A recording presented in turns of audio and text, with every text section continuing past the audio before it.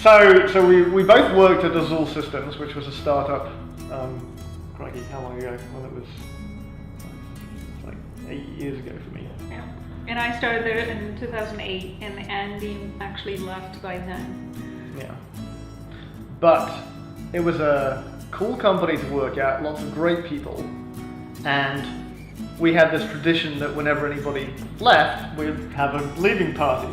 So at one point somebody was leaving, and even though I had left like a year and a half previously, I still got invited to the party. So I show up for lunch at was it a Mexican restaurant or something? That was. Yeah. And we just, we all sort of sat down randomly at the table and we're chatting to people that we know. And I have this tendency to talk to people who I don't know. And I think that actually that's probably one key to making relationships. That's totally true. That's a basic fundamental thing is that if you always talk to the people you know, you're never gonna. And that goes back to the point that we were talking about. You have to have a curious mind, right? In general, open-mindedness about it. So that partly plays into it too. Like actually walking up to someone that you don't know and saying hi and learning about them a little bit, right? So that's how we started. Yeah, and part of it's being sort of genuinely interested, and then you hit something where you have something in common. And I think that probably plays a role as well, because there are a lot of people in the Valley, as you've noticed, who have a wide variety of interests. So they are not just geeks who work really hard. At the weekend they go off mountain biking or skiing or kite surfing or running. Right. And while we were talking, one of the things that came up is that Geetha liked running and I was a big runner, but you were having some foot problem? At that point I actually just ran a half marathon, and it was not a foot problem, but I was actually trying to branch off into like biking and stuff like that, and then I started the startup and I barely have time to train to do anymore. So, and I actually don't eat on time these days, so like today I went for a 7-mile run. I haven't eaten since morning, so it's not a good thing. So yeah, we started feeding. Don't forget to feed her. I'm gonna go and feed you after this. You can't live on just tea. But anyway, so that's how we met, and then just because we seem to get on, we've just sort of kept in touch. I don't see her on a weekly basis, but occasionally, we're in the same area. We ran into each other. It was at Trader Joe's. Trader Joe's, and then at Starbucks a couple of times. Yeah. The immigration issue is something, I actually advocate for immigration reform, and Andy ran into his own immigration issues, and then he connected me with someone else that had the issues. And I spent some time and gave her my story about how, I arrived in the US and went through the whole immigration, and getting the green card was a pain, and, how if they made legal immigration easier, it might solve some aspect of their illegal immigration problem. So those are the kind of things that have kept us going and in touch. And I think genuinely interested in people, I think Andy used that expression, right? So when you want to make meaningful connections, you just can't walk up to them and say, hey, I know so-and-so, and here's what I do, and here's how you can help me. You don't build relationships like that, right? You actually have to be someone that cares about a different viewpoint and cares about people and actually learning from them, right, as a result. And that's how you build enriching. Yeah, how everything's a two-way street. It's not just a matter of, connecting with people, getting their phone number, and that's it. I mean, you really want to have shared experiences as well that you can actually base a friendship and a relationship on, as opposed to just, a collection of phone numbers. Once you focus on that, automatically, actually, people are inspired to help you. And I have 100 stories like that. Once you build friendships, you build actual human relationship, right? First, you have to, like you said, you have to understand where they come from. And then they know you and they actually value you as a human being without you asking.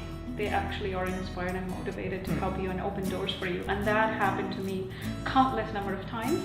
And that actually inspires you to take that forward, like the whole paying forward culture in Silicon Valley is built that way, right? So many people help me. I am just compelled and motivated to help the next person and the next generation. Yeah, and I think that's definitely the way it works from my perspective too, because I'm I'm just interested in helping people out because they have an interesting product or a good idea, or they're a fun person and I want to see them succeed or something like that. I'm not necessarily getting anything out of it. And here's a classic example of a relationship that came about and has so far come to good fruition. That was again down to some sort of a collision of random events. So a friend of mine who I used to work with at Swiss Bank in London many years ago, he had a startup in England that was doing pretty well, and as part of that he had got in touch with essentially the equivalent of the English Chamber of Commerce, and they were doing some sort of event, free food, free booze, engineers at the embassy in San Francisco, or the consulate, I forget which one. And he said, this is cool. You're at Apple. You must know a bunch of people. You should come along. And it was one of these networking events, which I don't usually find that interesting. But I was like, free food. What can go wrong?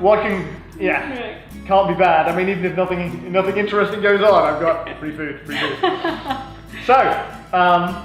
So I showed up to this event, and I talked to quite a few people, and I got lots of business cards, and I was busy chatting, and some of them had some interesting ideas. And there was one guy because at this time I was working on Apple TV, and there was one guy who was doing media in London, and who was sort of an aggregator for content. So I mean, that was obviously sort of direct interest, and so I got his card, and I ultimately gave it to my boss to follow up on things.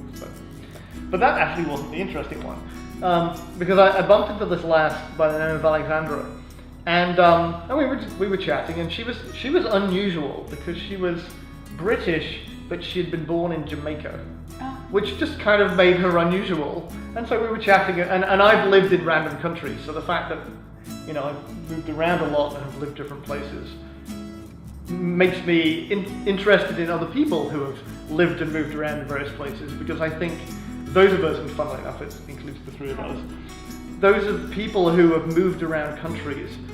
I think you get a much wider perspective of the world and of people in general, and I think you become much more accepting because you've been much more exposed to different attitudes.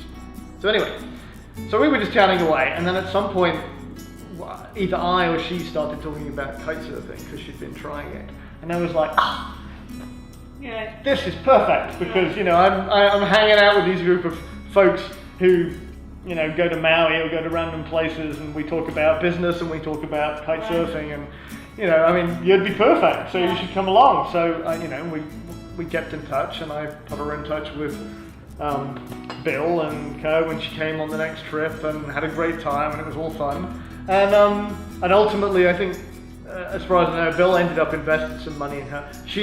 But as a result of discussing with all the folks on the trip, she also changed her business model. So I mean, it was a really interesting dynamic. There were lots of things that happened, and she launched her site and launched the product, and it's been going pretty well. It's a site called Lulu where girls get to rate guys. It's girl only. Interesting. So I can't say I've actually used the product, although I may be on it. I know. Who knows? Do you want me to spy and find out your rating? Yeah, absolutely. So anyway, that's one example, and it was this combination of factors. I kept in touch with a friend that I worked with in London. He put me in touch with the consulate event, got me invited, and and she happened to be there, and happened to have kite surfed, and so it was a whole sequence of things. But anyway, connecting the dots, that really does happen in real life. Yeah. What do you think makes Silicon Valley so different in that respect? Why does it seem that here people get it more than any other area? So I don't think it's unique in terms of human nature of people that are here. It's about how traditions start, really. And I think so someone figured with a big heart, I'm going to help this person. And this is again, right, starting something and perpetuating it perpetually, right? So someone helps someone and they feel like, oh, that person helped me so selflessly, there was nothing in it for him or her. Now I have to do the same thing, right? It's instilling that thought. I don't know who started it. I'm sure founding fathers of Silicon Valley, the first semiconductor companies, they probably had some great people. Yeah. And what do you think? Yeah, well, Is I it mean, unique to- the two Steves, Steve Jobs and Steve Wozniak, Yeah. they got their first start by doing deals with various companies to get parts and things that, Right. if people hadn't thought that they were interesting or felt sorry for them or something, they probably they would have had to get together a lot more money or something like that. So, yeah, I think there is a history of that. Yeah. And it's not just that, it's a combination of things, because there's also a bunch of people out here to make money. Mm-hmm. And that feeds into this in a slightly different way. So, I mean, the VC firms have a history of, betting on a whole bunch of things, and a lot of them are just never successful. But they bet on enough so that they just, when they get one or two successes, they do well out of it. And I think, you can't deny that having the combination of San Francisco, Stanford, Berkeley, and in some ways the geography of the place doesn't play a role. San Francisco as a city is just really unusual. Geographically it's unusual, it's really hilly. And it's isolated on the tip of a peninsula, which means that sort of apart from one direction, you hit water. It's got different microclimates all the way around, so you can go in any direction and you can get stuffy hotness, fog, wind, or pleasant temperatures under the redwoods. And that in of itself just attracts an interesting bunch of people, I think, who are looking for something that's a bit unusual. And then, Stanford is just this center of, it's an amazingly great university in multiple respects. I mean, first of all, it's gorgeous. I remember when I first arrived in the US, because I was coming to a physics conference, and I landed, the plane was really late because the runway in Newark had melted in the heat. If that gives you an idea about which summer it was. This was the summer of '88, I think. And so when I finally landed, it was something like 1 o'clock in the morning. And I took a bus down to Stanford from the airport, and I had to walk to the dorm rooms to get to where I was supposed to be sleeping. So I'm walking, and I think there was a pretty full moon. Yeah. So I'm walking down University Drive, Palm Drive, with all these palm trees, having come from my university, which is a bunch of concrete blocks with a few brick blocks in the middle of London, thinking, maybe I should have done my PhD somewhere else. Right. So I mean, it's a beautiful place to go visit, but also it's got lots of really smart, creative people. Right. And then there's Berkeley, which adds another different factor, and they have a tradition of great engineering and great thinking and producing good software. But in addition, they've also got this sort of anti-establishment Right. feeling, and I think those two universities sort of pull in different directions, and that tension creates more creativity.